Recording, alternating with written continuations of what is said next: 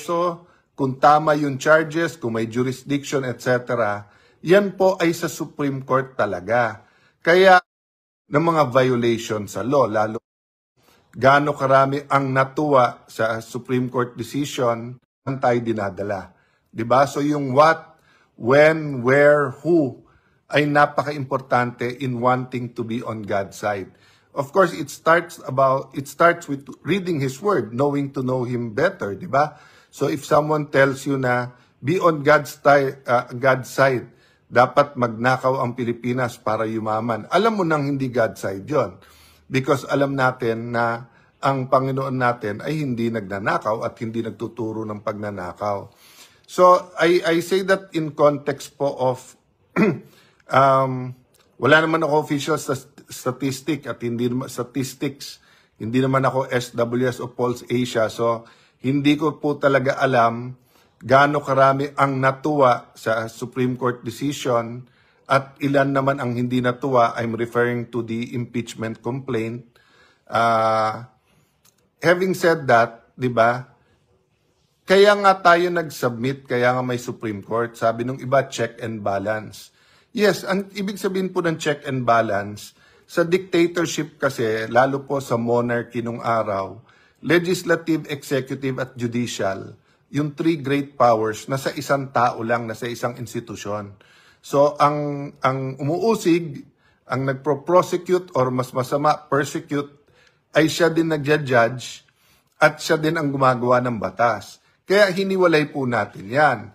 Ang nag-execute ng batas ay ang executive, ang legislative po ang gumagawa ng batas, at pagkatapos naman po ang judiciary ang nag-i-interpret ng batas at nagme-make ng decision ng mga violation sa law, lalo criminal law. So may konting hybrid sa check and balance kasi may impeachable officers. Na yung impeachable officers, bukod sa pwedeng, so like ang presidente may immunity of suit, so hindi mo rin pwedeng kasuhan sa ibang korte during term niya. Yung iba, so ibang issue pa yan, no? But generally, around the world, pwede mong kasuhan yung ibang impeachable officer basta't wala silang immunity from suit. So in the Philippine context, pareho ng US, yung House ang mag-i-impeachment proceedings at pag na-impeach, ang Senate naman ang magta-trial. Pero kung may question, kung tama yung proseso, kung tama yung charges, kung may jurisdiction, etc., yan po ay sa Supreme Court talaga. Kaya akala ko po at least magiging unanimous po tayo lahat nung meron pong factual na nangyari, which is yung naunang mga impeachment cases na hindi gumalaw sa House, ay Supreme Court magde-decide. So, gulat po ako na marami pa rin credible na lawyers na imbis na sabi, hintayin natin ang Supreme Court, let's respect the Supreme Court. Bago lumabas yung decision, medyo nagsosoft na, medyo tinitira-tira yung Supreme Court, wag makialam, nung nagtanong ng questions, tapos ngayon, ganun na, meron pa tayong isang,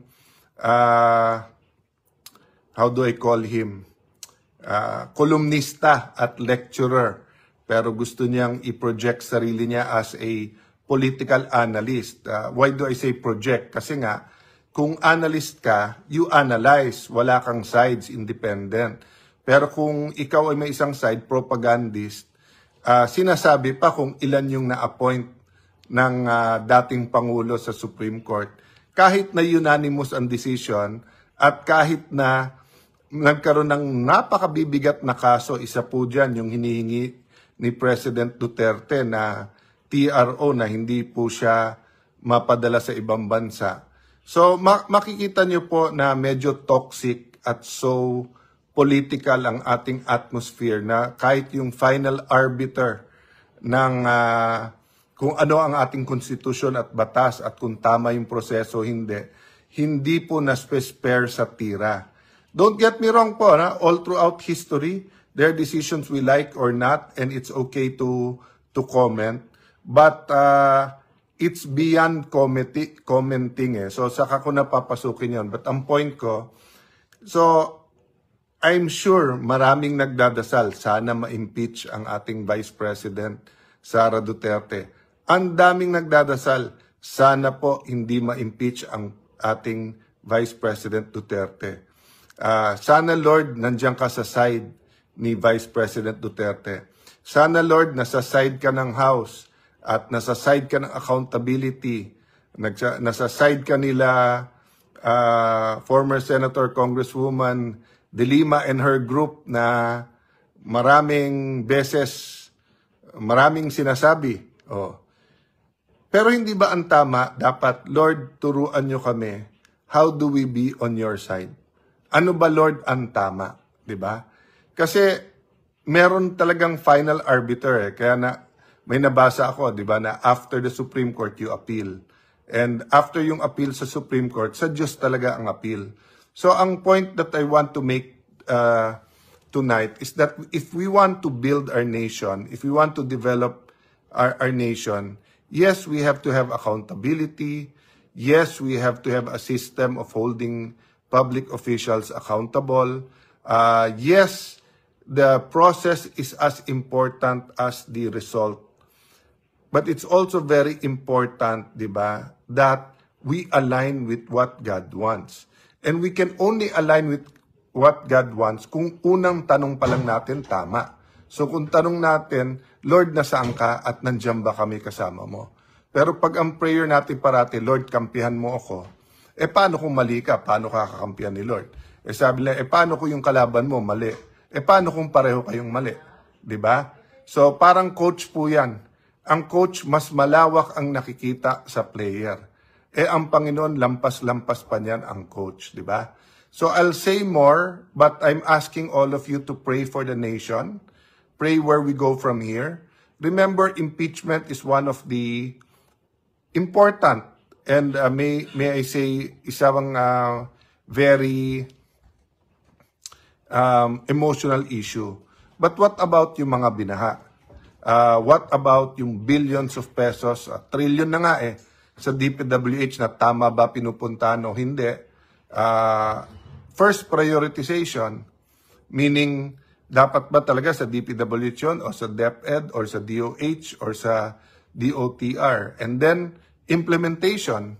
Tama ba yung pag-i-implement or mali? I was watching someone I really admire, Architect Palafox, at napakatagal na ng mga plano na to at sinulatan pala niya lahat ng Pangulo sa start ng administration nila.